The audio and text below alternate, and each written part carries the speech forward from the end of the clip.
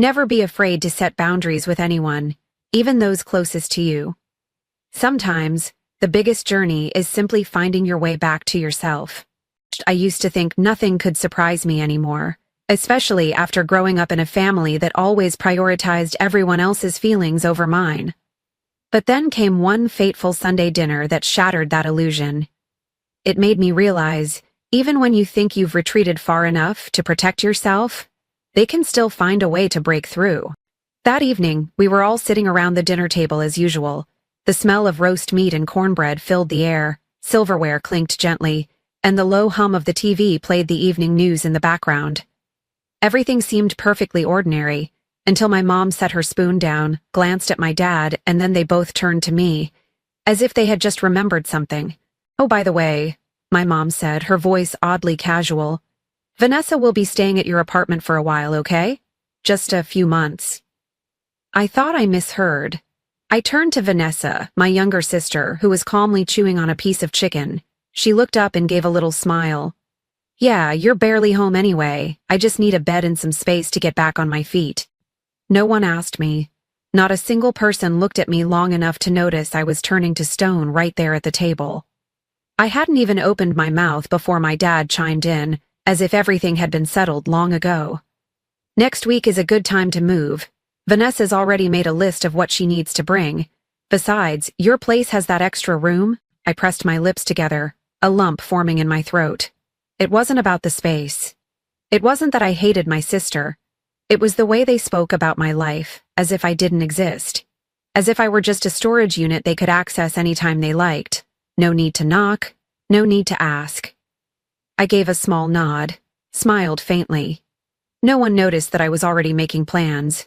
They were too used to me being silent, never pushing back. Have you ever sat at a family dinner table and realized they were making plans to let someone else live in your home, as if you were invisible? If you have, then you know exactly what that moment feels like. And if you haven't, stay with me. Because this is the story of what happens when a quiet woman finally draws a line for herself.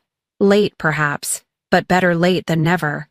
And if you've ever been the one overlooked, if you've ever felt like a shadow in your own family, leave a comment. I want to hear your story. Hit like, share this, because someone out there might need to know they're not alone. My name is Madison.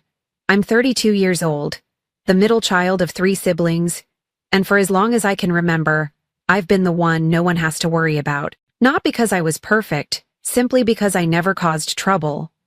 I didn't make mom cry, didn't embarrass dad in front of the neighbors, didn't leave a mess for everyone else to clean up. I studied on my own, applied to college by myself, worked part-time to pay for my dorm because, as mom put it, "Vanessa's going through a rough patch right now, honey, so try to manage on your own, okay?" I got used to being seen as stable, and in my family, stable was just a nicer word for invisible. Vanessa is the youngest, 4 years younger than me, and I say this without malice, but probably with the full agreement of my entire family. If there were an Olympic gold medal for making the worst life choices, Vanessa would be breaking records. She dropped out of college because she felt trapped, moved in with a guy she'd known for 3 weeks only to break up 2 months later, borrowed money from everyone to start a healing podcast, and most recently got fired for live streaming a rant about her ex-boss on Instagram. But my mother still cradles Vanessa like she's a child who just fell off her bike. Poor baby, she just hasn't found the right environment yet. Every time something happens, the whole family scrambles to pull her out of another rough phase. And Kyle, the oldest, honestly, I don't even know where to start.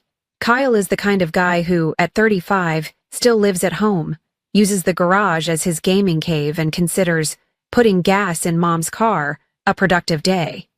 He's so lazy, he doesn't even know how to turn on the washing machine, yet somehow, he's treated like the man of the house. I remember one weekend during my sophomore year of college, I came home for a short visit, right when Kyle had the flu. I hadn't even put my bags down when Mom shoved a container of porridge into my hands and said, "Make this for Kyle, would you? I'm exhausted." While I was sweating over the stove, Vanessa was painting with watercolors in the garden. Dad was watching baseball, and Mom was out front telling the neighbors, "Thank goodness for Madison, she always takes care of herself." I grew up in the kind of family where every effort I made was treated as expected, never celebrated. I remember the first time I got promoted. I was so excited I called home to share the news. My dad said, "Yeah? So, how much are you saving now?" My mom asked, "Vanessa's still job hunting. Do you know any companies that are hiring?" And that was it. No one asked if I was tired, if I was happy, or if I was proud of myself. I once gave up my bedroom so Vanessa could have a place to stay after her first breakup. I once volunteered to babysit Kyle's kids so Mom could attend a neighbor's wedding.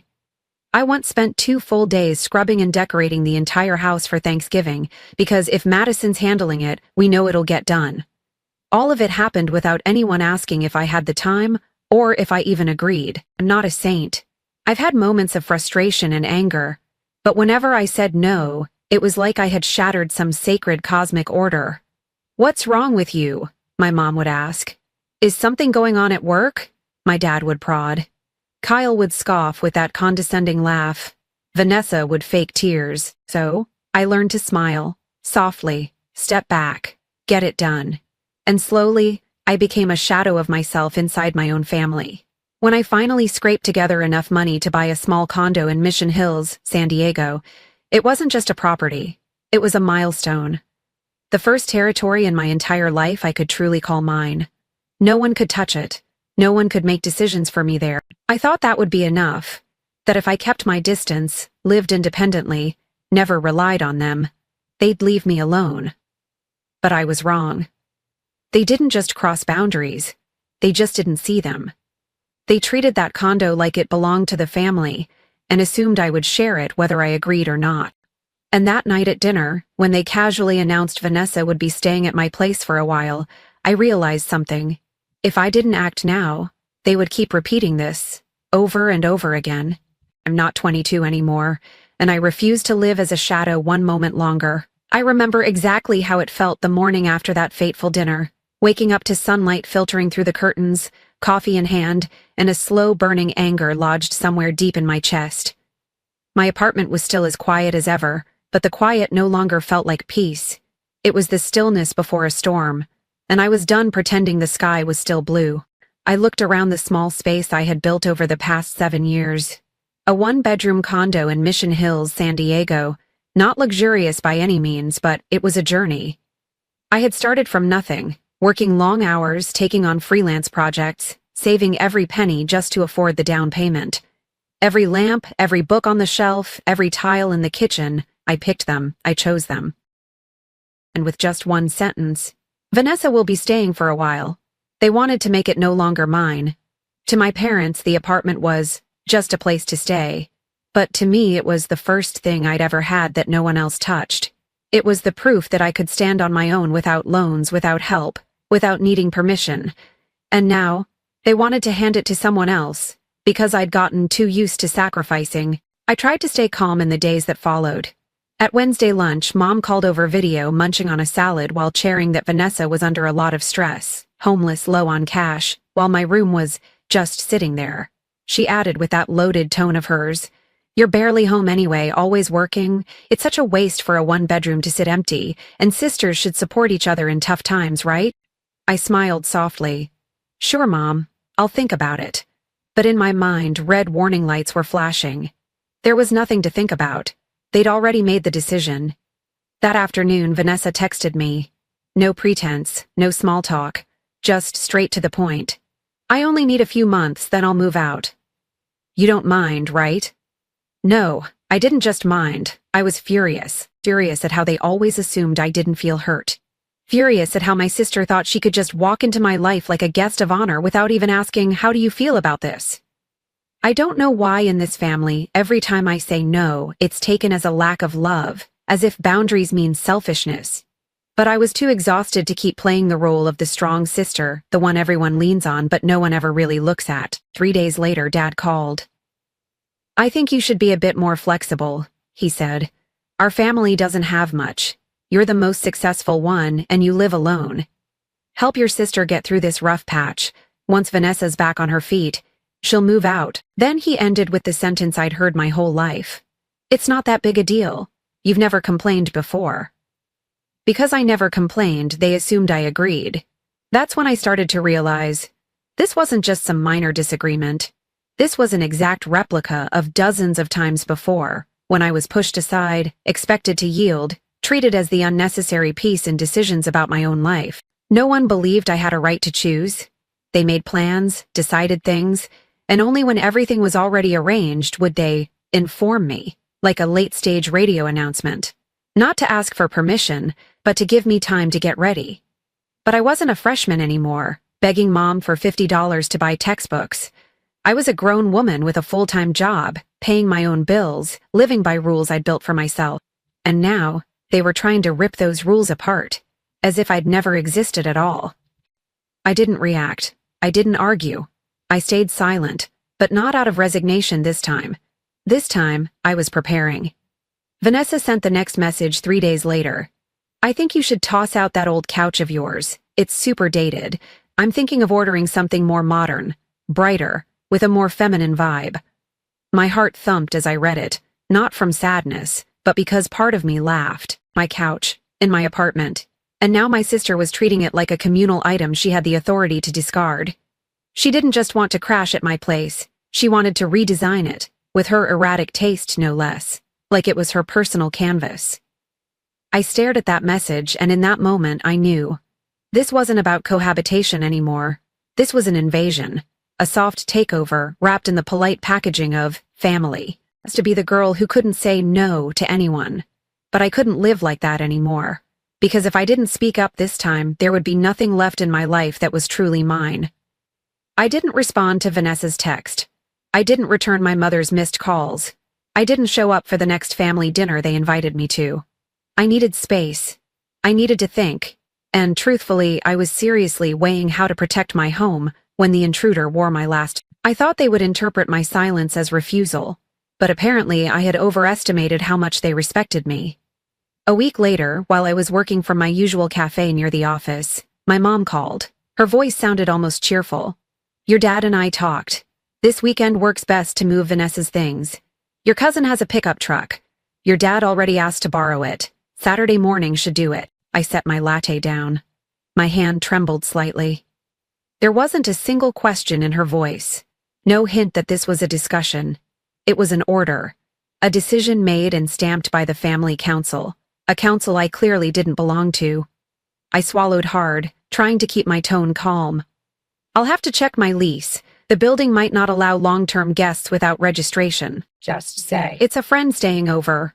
Mom dismissed it quick and breezy, like I was making excuses. Besides, you're barely home anyway. It's a waste to leave that room empty. I wanted to scream, but I knew the louder I got, the more they'd frame it as an emotional outburst. And then the old script would play again. Don't be so dramatic. Why are you making such a big deal out of this? So, I only said, let me check, okay? On the other end, Mom hummed vaguely. I could hear her turn to Dad and say, she didn't say no, so I think we're good. I hung up, sat frozen, staring at the stream of strangers walking past the cafe window. And in that moment, I felt like that 8-year-old girl all over again, giving up her bedroom for Vanessa because she's younger and needs the space. Only this time, I wasn't a child anymore, and that room didn't belong to our parents, it was mine. That night, Vanessa sent me a list. Can you clear out a section of your closet for me? I've got a lot of skincare and loungewear to bring. Then another message. I'm gonna toss that desk you're using, okay? I already ordered a new one, had it shipped straight to your address. Easier that way. Not a single, how do you feel about this? Not a single, do you agree?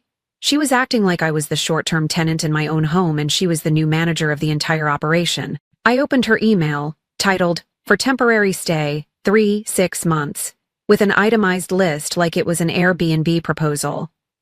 Makeup, a full-length mirror, a vanity table, bookshelves, special pillows aligned with her personal feng shui, and a cat named Luna, without asking if I was allergic. Piece by piece, I was being moved out of the life I had built for myself. That night, I took out my notebook, flipped to a blank page, and started planning. Not a protest plan, but a protection plan. Quiet, but unshakable. I'm not someone who picks fights, but I know better than anyone what it feels like to have your right to exist quietly taken from you.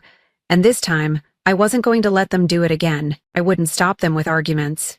I'd stop them with facts, with policies, building rules, lease clauses, and meticulous preparation. Because I wasn't just protecting my apartment.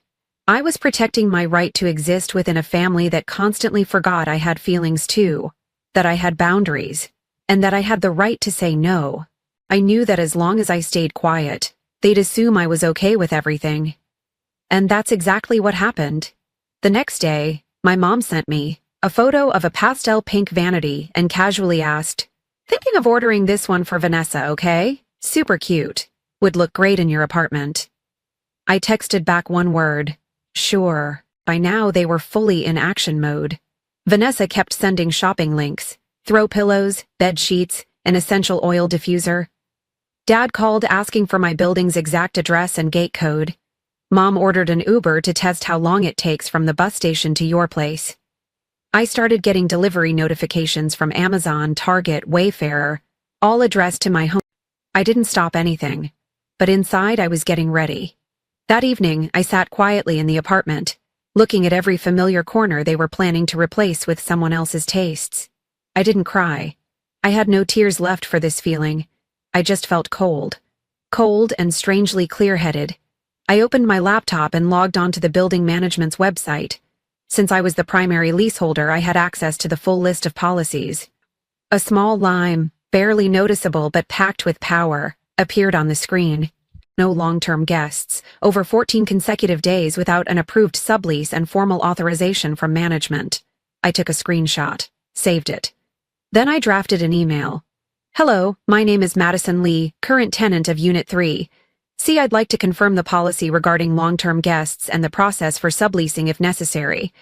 I'm concerned about potential overstay from visiting family members beyond the allowed period." Less than an hour later, the building manager replied, "Thank you for reaching out, Ms. Lee. As stated, any occupant staying beyond 14 days must have a signed sublease, undergo background checks, and receive management approval. Otherwise, it will be treated as a lease violation." I read the message again and again. It felt like the first shield had just been raised. Next, I called Travis, a coworker of mine who had just gone through a breakup and was looking for temporary housing after his ex kicked him out of their apartment. I'd known Travis for 3 years. He worked in the financial planning department, steady, clean, quiet. Ideal. "Travis," I said over the phone, "you're still looking for a short-term place, right? My apartment has an open room, and I could use someone legitimate staying there for a while." He hesitated. "What are you getting at?" I smiled faintly. "Would you be open to being a legal subtenant? Proper paperwork and everything. You move in, and I step back from the battlefield for a bit. We met the next day and signed a clear agreement. Travis would live in the apartment, fully in line with the building's policies. His name was added to the lease as an official subtenant. I notified management. They approved it quickly after a routine background check. I had never felt more at peace. 3 days before Vanessa's scheduled move-in, I hired a technician to install security cameras, one above the door, one in the living room, and one in the kitchen. All were connected directly to my phone. I didn't need recordings. I just wanted to know who came and went from my home. On the final night before the landing, I gathered all my personal documents, passport, employment contracts, savings book, email folders, and bill records. Everything was packed up and placed into a small safe, which I stored in the trunk of my car. I also cleared out all my jewelry and valuables, locked the drawers, changed the passcode to my mini-safe. I wasn't accusing anyone of anything, but after a lifetime with a family that could twist anything into, Madison is over. I'd rather be cautious than sorry. At night, I booked a hotel room near the beach in Coronado. Not far, but far enough. Far enough to stay out of the chaos. I wanted to observe from a distance.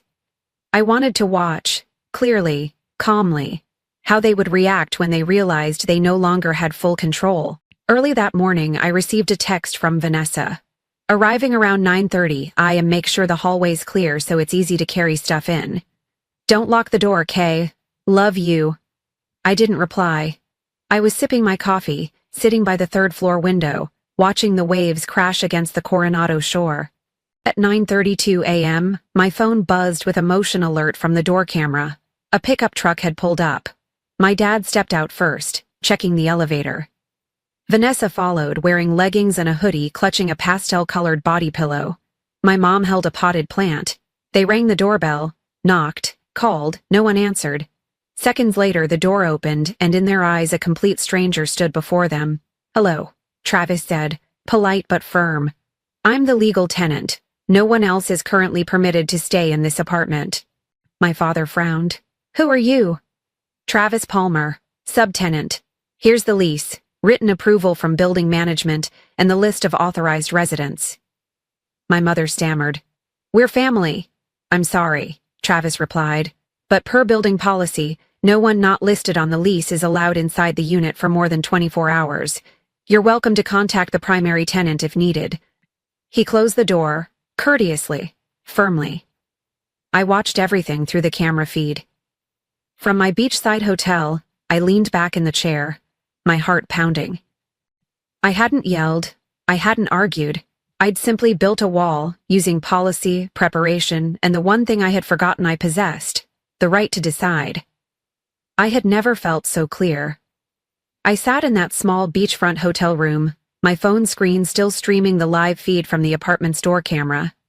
Everything was eerily quiet, despite the storm unraveling frame by frame on the other side of the screen. At 9:34 a.m., just after Travis closed the door, the hallway outside the apartment fell into a heavy, stunned silence. I watched as my mom turned to my dad, her eyes wide with confusion and disbelief. Vanessa stood frozen, still hugging that pastel pillow, looking as if someone had just stolen the spotlight from the performance she'd been preparing for months. My dad pounded on the door 2 more times, harder now. "Madison, what is going on?" No one answered.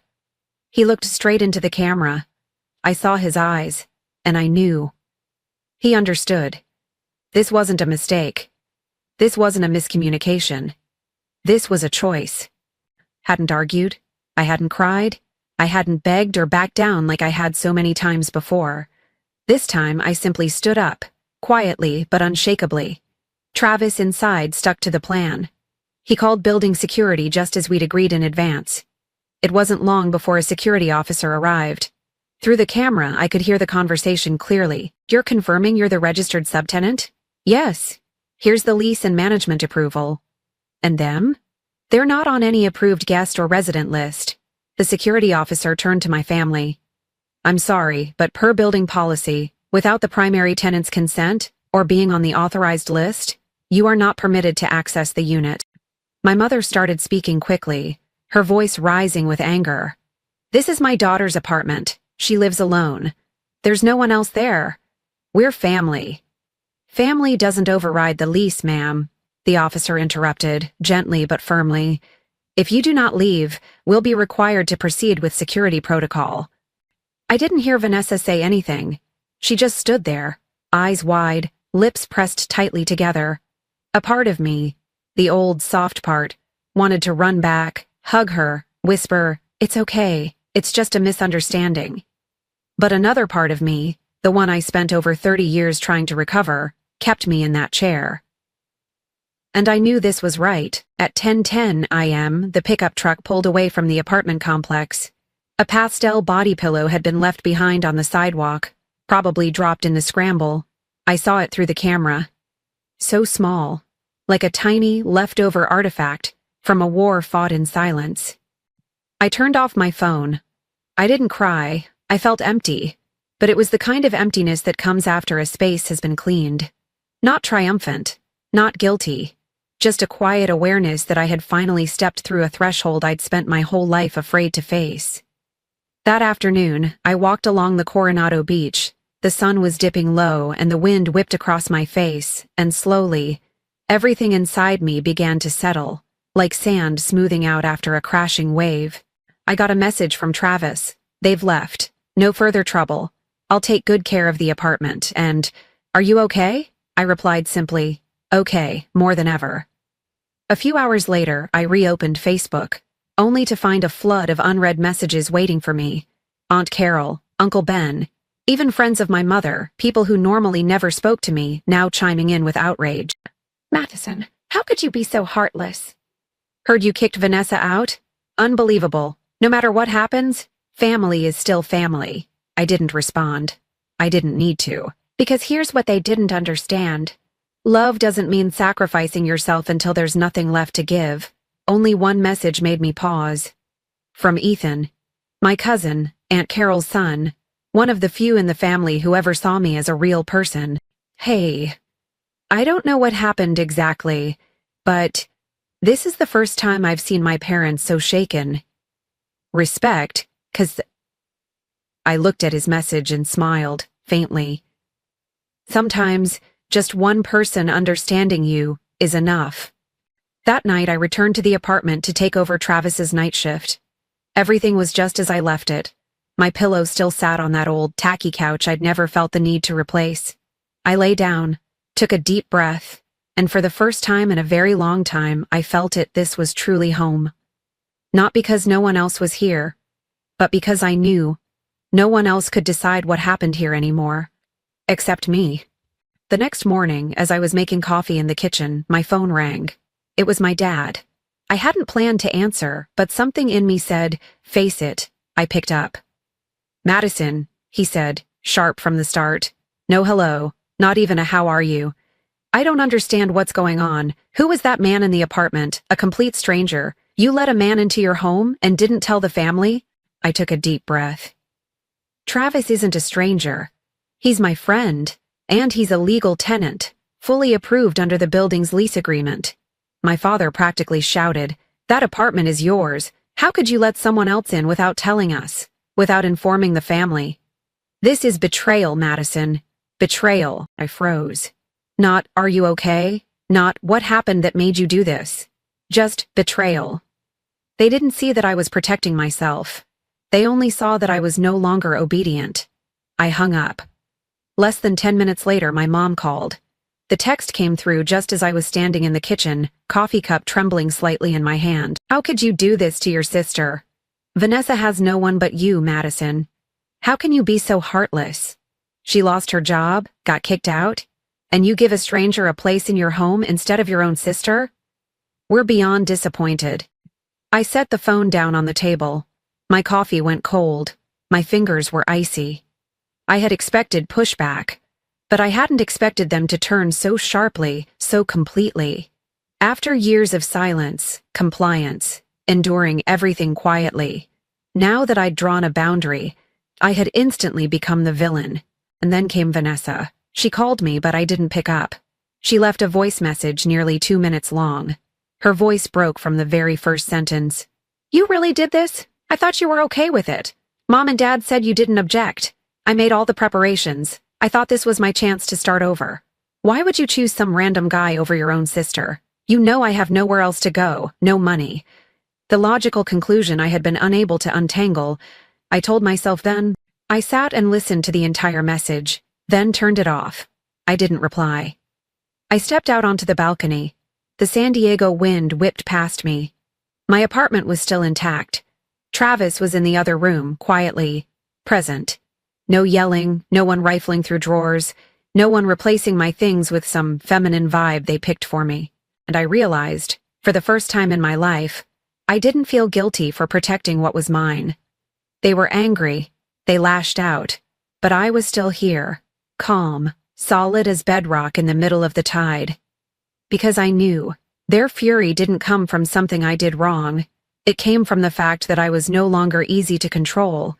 I knew I couldn't hide forever, not because I felt guilty, but because I understood. If I ever wanted this cycle to end, I had to face them. 1 week after the failed move-in, I sent a message to my parents and Vanessa. "We need to talk. Sunday, 3 p.m., Paseo Cafe near my place. No arguing over the phone. If you want to understand..."